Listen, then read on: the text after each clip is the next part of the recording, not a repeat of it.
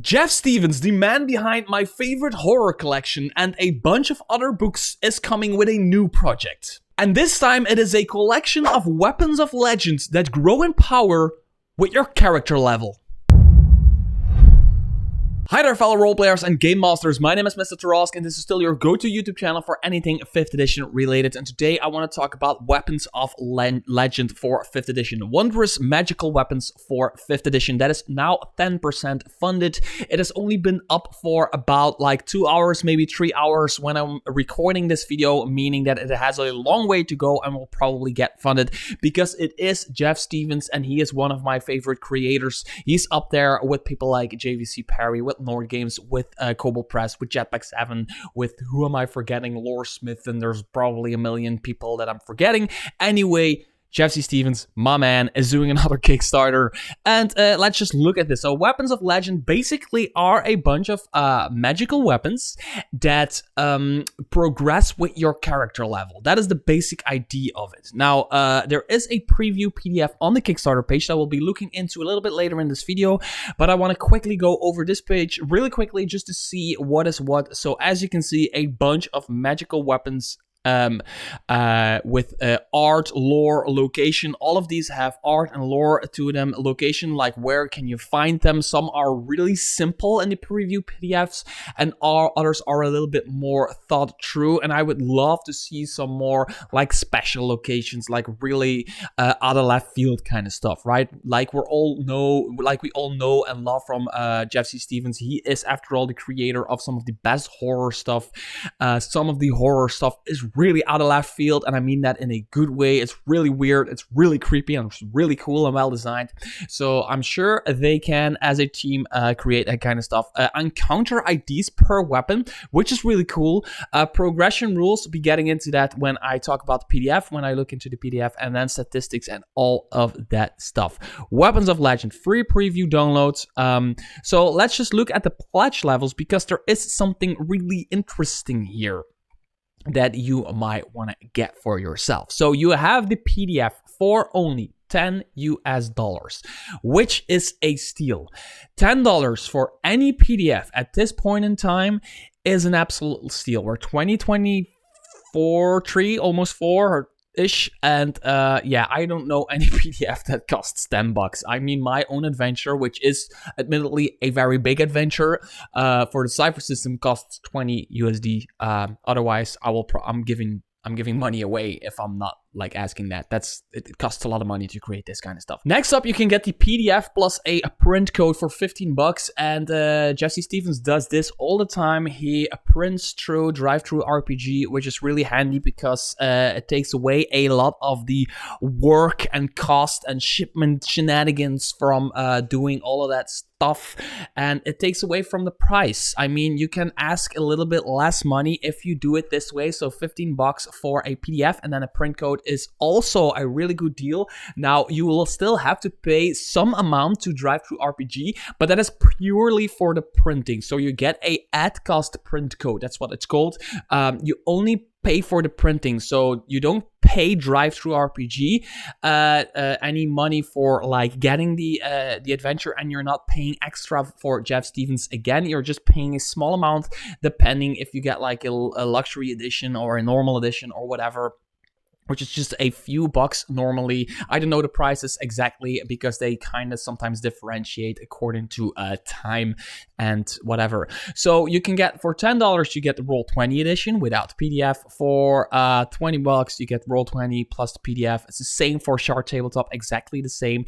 And then you can get a PDF all-in bundle, which I think is really cool. Receive PDFs of each of Weapons of Legend, Adventure from the Pot-Bellied Kobold, Pot-Bellied Kobold's Guide to Villains and Lairs, and Horrors at Devil Run. Why does it not have a price? There is a PDF all-in bundle, a Roll20 all-in bundle, and a Shard Tabletop all-in bundle. So let's Weapons of Legend plus all-in bundle, $40. For Weapons of Legend, which is $20 by itself, sorry, $10 by itself, and then Adventures of the Pot-Bellied Kobold, there is the Pot-Bellied Kobold Villains and Lairs. So Adventures of the Pot-Bellied Kobold is a way bigger book than Weapons of Legend. The Villains and Lairs also are really big, and I love both of those books. I have them in my possession. And then there is Horror at Devil's Run, which is something that I heard one person say personally that they really like it, but I haven't checked that out for myself. So as you can see, you can get all of this as add-ons. So now is really a good time to get into that Jeff C. Stevens vibe and support him, and also get some other stuff by him, because I promise you, I have reviews of a lot of his work on my channel. So yeah, that's why I really think he's worth it, and I really think you should click the link in the description below, check out the Kickstarter page for yourself, and see if you want to back it. Let's look into the preview PDF. And here it is, ladies and gentlemen, the preview PDF of Weapons of Legend by Jeff Stevens Games. Now, Jeff Stevens has put this up for a download on his Kickstarter page, so you can grab it yourself, look at it yourself, and see if it is for you. And like I said earlier in this video, I've reviewed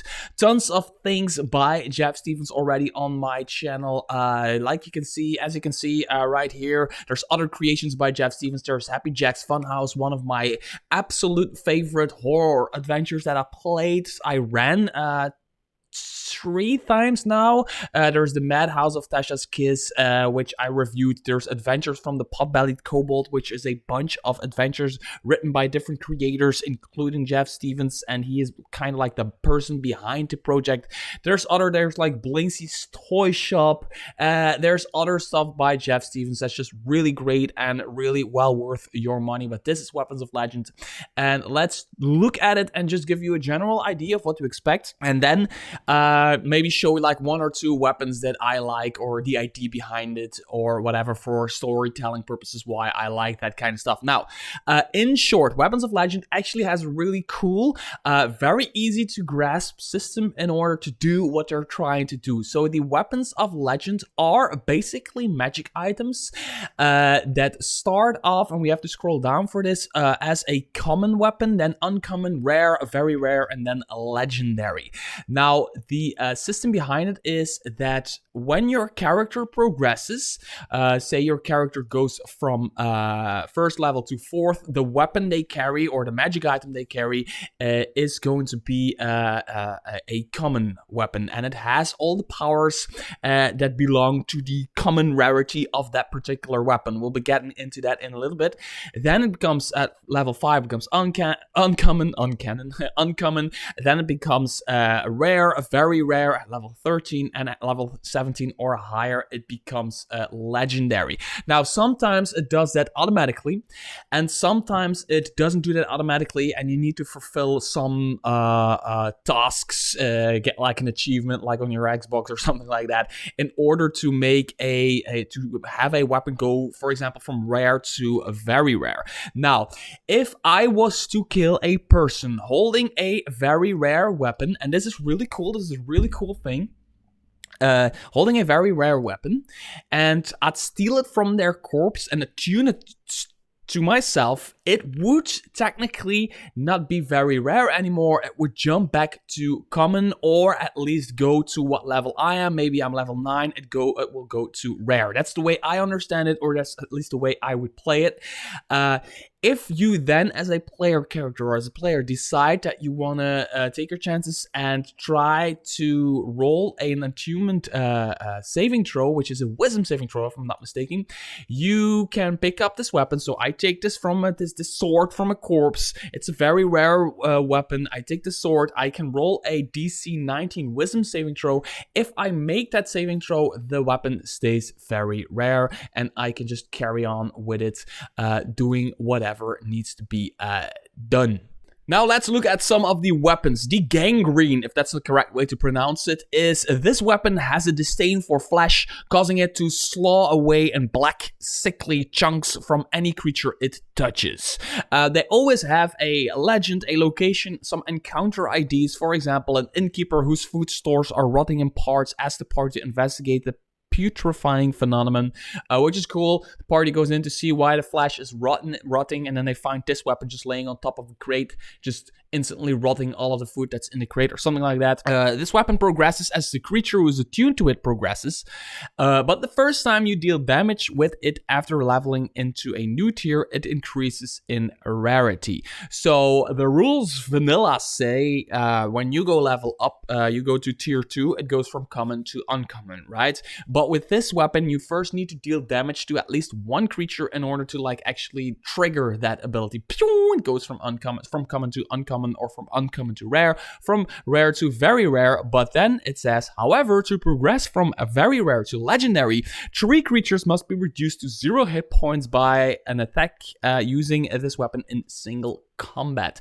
So you better get into the forest and go kill some boars in order to trigger that, or just wait for it to happen accidentally when you're smacking the shit out of some orcs. But otherwise you can just smack the shit out of some boars in the forest, and then it will probably go from very rare to legendary, which is a stupid way to do it, but technically you can.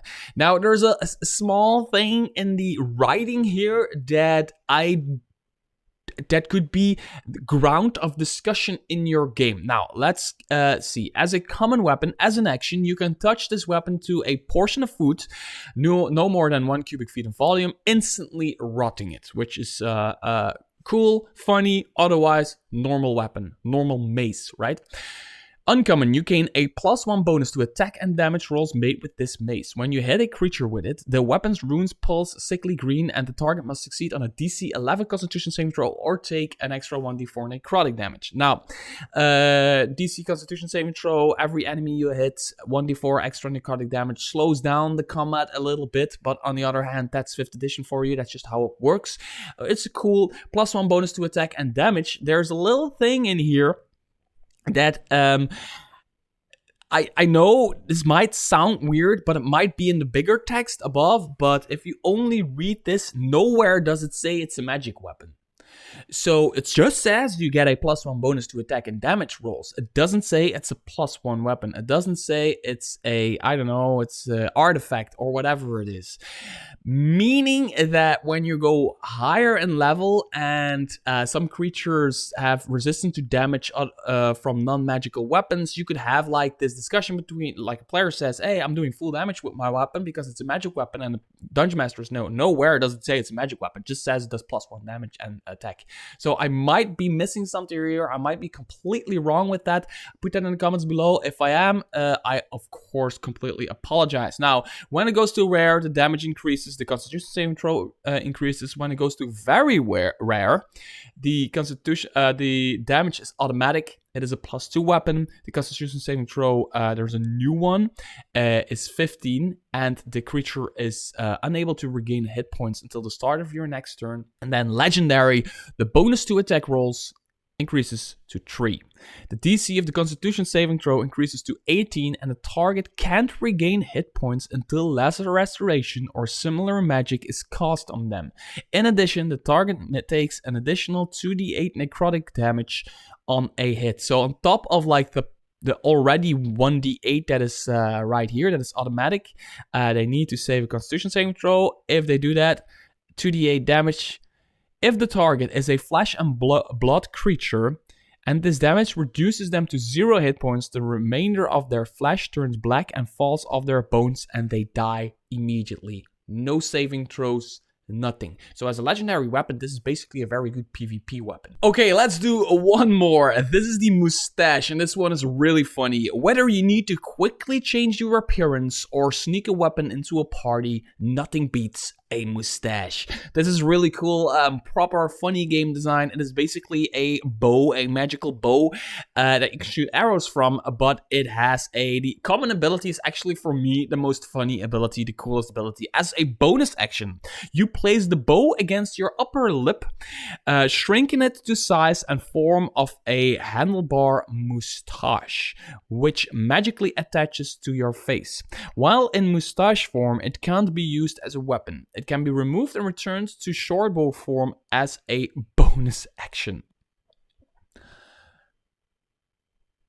So it doesn't say like what this Moustache does for you, but I personally give somebody +2 or advantage on if they're trying to hide their appearance or whatever. They're trying to portray somebody else or whatever. I'd give them some kind of bonus just for having that Moustache, which is really funny. Uncommon, you gain a +1 bonus to attack and damage rolls made with this bow, so it becomes a +1 weapon. You gain proficiency with the disguise kit while attuned to this bow. If you already have proficiency, your proficiency bonus is doubled for any check that uses a disguise kit, which would be really cool for like a bard or something like that who's really into like that disguise kind of stuff. Doubling your proficiency bonus for that is really cool. Now, this one, as it becomes rare, forceful follicles, is that the word? Follicles? Forceful follicles. This is really cool. As an action, you can utter the command word while pretending to fire an arrow at a creature. The target's facial hair grows extensively long and wraps around its body. If the target has no facial hair, it sprouts some for the duration. Any hair cut or burned away regrows instantly. The targets must succeed on a DC 15 strength saving throw or be restrained by the hair for 1 minute. Target can repeat the saving throw, blah, blah, blah, blah, blah. Really funny, really cool. I don't know where they get it. So basically it's a bow and arrow that you can use as a Moustache, but you could also pretend to fire an arrow, but instead you do the command word and then the person's facial hair starts growing around their body, restraining them, right? Which is, I don't know where they get it, but it's cool as fuck, right? Very, very rare. It becomes +2. The saving throw goes up. Play that. When you are reduced to 0 hit points, but not killed outright, you can drop to 1 hit point instead and appear dead to any onlookers until the start of your next turn. A creature succeeding on a DC Wisdom check, medicine, determines you are not actually dead. Now, the creature would have to have a reason to do that check. Like in combat, there's few creatures who are going to attack you while you are down, right? So instead of it's like a really like a hungry, I don't know, displacer beast or something like that. But yeah, most creatures in combat don't have a reason to do a wisdom medicine check to be like, oh, is this person dead? No, if he's acting dead, he's probably dead, right? While in this state, you are fully aware of your surroundings and can see through your closed eyelids. If you move or speak, the deception is instantly revealed. Legendary becomes +3. DC becomes 17. In addition, you can cast Polymorph on yourself. No concentration required. Once a spell is cast, it can't be cast this way again until your next dawn.